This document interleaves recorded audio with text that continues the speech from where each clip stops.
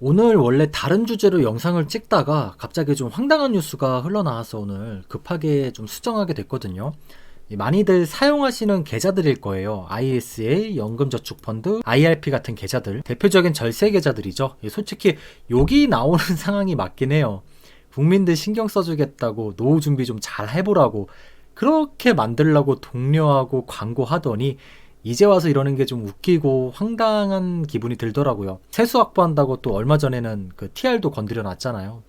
결론부터 말씀드리면요. ISA나 이제 연금저축펀드, 이 IRP까지 앞으로 혜택이 대폭 축소된다고 보시면 돼요.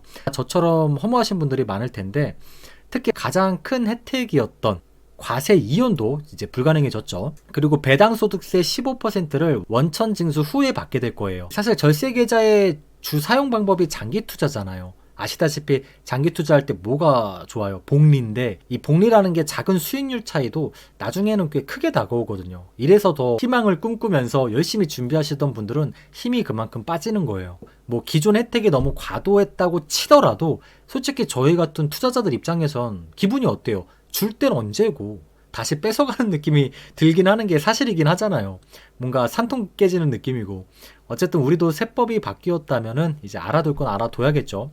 ISA 계좌 같은 경우에는 배당금 절세 혜택은 뭐 거의 없어졌다고 봐도 무방할 것 같고요. 대신에 이제 매매 차익에 대해서는 그나마 여전히 절세가 되기 때문에 세법이 또 개편되지 않는 이상 현재 기준으로만 보면 뭐 배당률은 낮지만 좀 시세 차익이 나중에 크게 줄 것 같은 그런 종목을 담는 게 어떻게 보면 좀 더 유리하다고 볼 수 있을 것 같아요. 근데 웃긴 게 뭔지 아세요?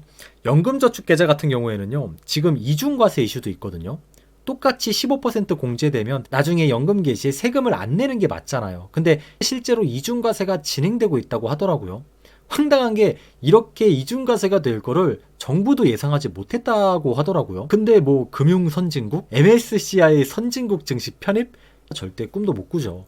어쨌든 당장 피해를 보는 건 우리 같은 개인 투자자들인데요. 정부는 당장 뭐 시스템을 고칠 수 없는 구조이기 때문에 조금 난해한 입장을 표명하더라고요. 업계와 정부가 앞으로 계속 논의를 할 거라는데 기사 내용을 보니까 시간이 꽤 걸릴 모양새예요. 한동안은 연금저축 쪽은 이중 과세가 계속 이어질 것 같고요.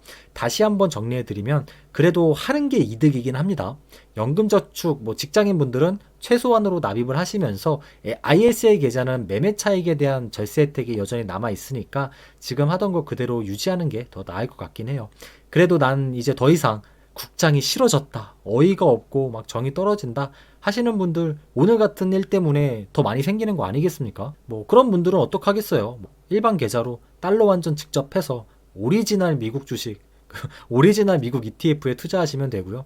요즘에 나라 상황과 오늘 같은 상황을 겪다 보니까 그러한 심정이 드시는 것도 어찌 보면 당연한 걸지도 모르겠네요. 지금 보고 계신 게 트럼프 대통령이 과거에 집권하고 나서 실제로 펼쳐졌던 이 시장의 공포지수 흐름이거든요.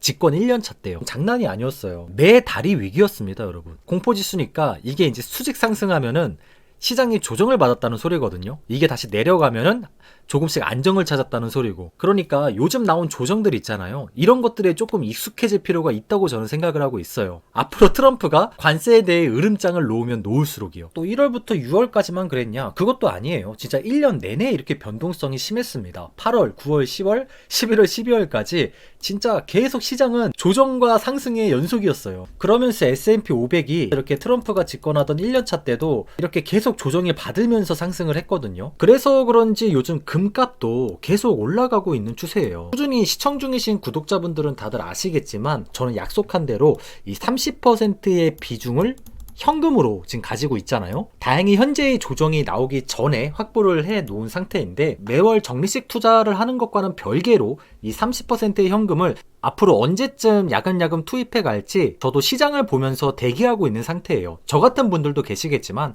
반대로 30%의 자산을 현금이 아닌 금으로 대체해 놓는 분들도 계실 것 같거든요. 전 이것도 좋은 전략이라고 생각이 드는 이유가 과거 트럼프가 재임하던 기간에요, 금값이 좀 많이 올랐던 적이 있었거든요. 무려 50%가 넘게 급등한 적이 있었어요. 이유가 뭐겠어요?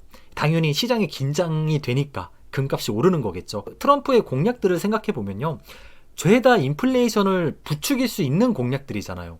금은 인플레이션 회피 수단으로 활용될 수 있는 좋은 전략 자산이고요.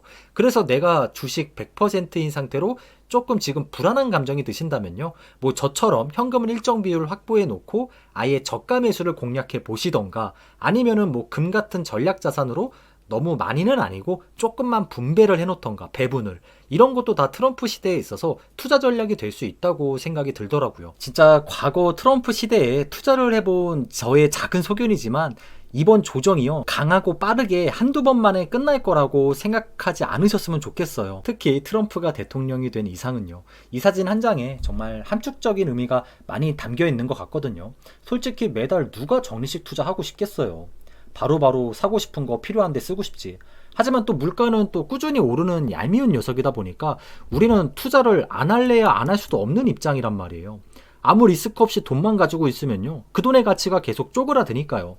옛날에는 같은 돈으로 이만큼이나 살 수 있던 거를 시간이 지나면 이만큼밖에 못 산다니까요. 지금은 당연히 더 심하겠죠. 2025년인데. 그냥 짜장면 가격 하나만 생각해 보셔도 이해가 절로 되실 겁니다. 어쨌든 마음의 준비 단단히 하시고요. 아까 말씀드린 것처럼 이 트럼프의 관세 정책은 현재 경제에 좀 위험한 면이 많긴 해요. 이 조정도 머리가 절로 끄덕여지는 그런 이유 있는 조정이 많을 것 같거든요. 가뜩이나 인플레이션에 진절머리가 나 있는 상태잖아요. 대충 과거에 이런 관세에 관련된 사례만 비교해봐도 이런 수순으로 흘러갈 것 같아요. 보복관세 나타나겠죠. 이러면 특정 산업들의 수요가 감소하겠죠.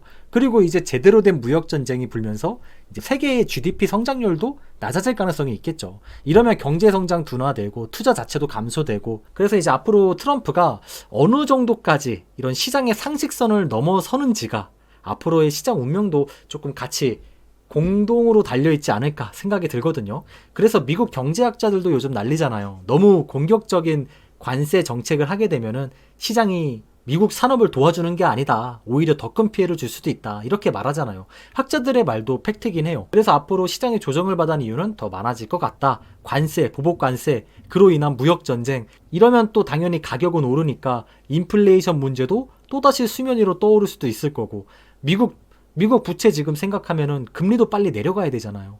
근데 금리는 또 못 내려가고, 인플레이션 때문에 금리가 또 못 내려가면은 경제 둔화나 경기 침체 우려감이 또다시 살아날 거고, 우려감으로 여기까지만 가면 차라리 다행이죠. 실제로 깊은 침체라도 빠져버리면 또 시장도 회복하는데 상당한 시간이 걸릴 수밖에 없을 거예요. 그러니까 정말 침체까지 가느냐 안 가느냐는 지금으로서는 우리가 예상하기 쉽지는 않다는 거예요. 일단 제가 스스로 할 수 있는 대응은 다 맞춰놓은 상태예요. 더 이상 할 게 없어요. 30% 저가 매수, 제가 한 달 전쯤 올려드린 영상에서 말씀을 드렸지만 현금은 이미 마련해놨고, 이 현금과 별개로 매달 하던 대로 꾸준히 적립식 투자는 이어갈 거예요. 혹시라도 시장이 크게 빠져버리면 이 30%의 현금을 가지고 최대한 저가 매수 시도하고, 이러면서 이제 저도 기회비용을 최대한 늘려볼 생각입니다. 그러니까 우리 구독자분들도 절대 포기하지 마세요. 시장이 어렵다고. 내가 당장 막 힘들고 어려워서 투자라는 거를, 이 자본주의 시대에 투자라는 걸 포기해버리게 되면요, 앞으로의 인생도 크게 다르게 만들 수 없다는 거예요. 아무것도 하지 않으면 아무것도 바뀌지 않으니까요. 그러니까 더 잘, 그리고 더 안전하게 할 생각을 하셨으면 좋겠어요. 빠르게 돈 벌려고 하다가 또 사기 같은 거 당하지 마시고요. 만약에 누가 나한테 와가지고 막 쉽게 빠르게 돈 버는 방법 있다고 알려준다고 하잖아요. 그거 100% 사기꾼이에요. 사기라는 것도 가난한 사람들이 더 많이 당한다고 하잖아요. 사기꾼들이 그 심정을 자꾸 이용해가지고 더 쉽게 사기를 치는 거예요. 그냥 지금까지 해오셨던 대로만 하시면 시간이 지나면 수익이 나지 말라 그래도 분명히 계좌가 아주 빨갛게 되는 날이 분명히 오실 거거든요. 저 봐봐요. 회사 다니면서 알바하면서 어렸을 때 경제 잘 몰라도 열심히 주식 샀잖아요. 저도 뭐 부자가 지금 된 건 아니지만 그래도 경제적인 부분 때문에 항상 과거에는 마음 한켠이 좀 불편한 마음이 항상 있었거든요. 근데 이젠 스스로 저도 이제 미래 준비도 하면서 그래도 과거보다는 확실히 상황이 나아졌단 말이에요. 적어도 평범하게는 살 수 있게 됐단 말이에요.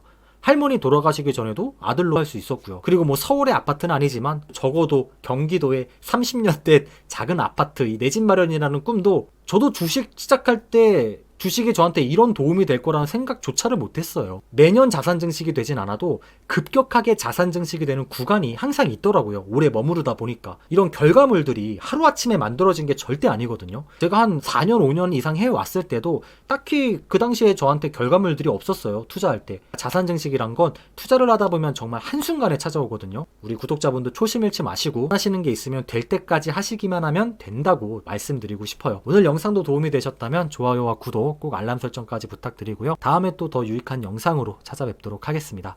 감사합니다. 특별히 진행 중인 이벤트 하나를 소개해 드릴게요. 2019년도부터 노후 대비 동호회라는 건전하고 건강한 취지의 모임을 만들어서 이렇게 온라인에서 운영 중인데, 함께하면 목표까지 더 멀리 갈 수 있다는 취지로 만들었는데 2,000명 이상의 동호회원분들과 매월 이렇게 적리식 투자를 이어가고 있거든요. 기존 노후 대비 동호회원분들 모두가 참여 가능한 이벤트예요. 이번 달은 똑같이 적리식 투자도 하시면서 동시에 스타벅스 1만원 상당의 쿠폰도 꼭 챙겨가시길 바랄게요. 커피값도 아껴서 주식 살 수 있으니까요. 1월 15일부터 2월 14일 전까지 해외 주식 누적 매수 100만원을 넘기신 분들 모두가 받아보실 수 있을 거예요. 다만 선착순 50명이다 보니까 만약 이벤트가 끝나면 추가적으로 댓글로 안내드리도록 하겠습니다. 당연히 모든 자료와 정보 모두 무료로 공유드리고 있으니까요. 혹여나 동호회에 관심 있으신 분들은 어차피 꾸준히 할 정식 투자 여러 혜택 특별하게 받아보시면서 장기 투자에 꼭 성공하셨으면 좋겠습니다. 오늘 영상도 도움이 되셨다면 좋아요와 구독, 꼭 알람 설정까지 부탁드릴게요. 다음 영상으로 빠르게 찾아뵙도록 하겠습니다. 감사합니다.